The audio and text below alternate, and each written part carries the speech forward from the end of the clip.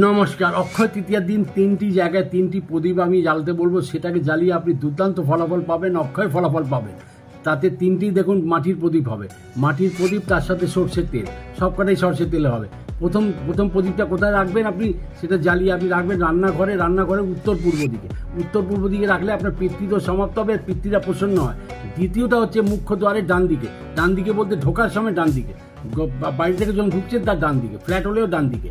তাহলে এটা রাখবেন, রাখার পর ওর মধ্যে কী করবেন, সর্ষের তেলের যে প্রদীপটা জ্বালিন তার মধ্যে অল্প কালো তিল আর একটু হলুদ সর্ষে দিয়ে দেবেন, আর তার এতে নেগেটিভ এনার্জি আপনার পুরোপুরি কাটবে।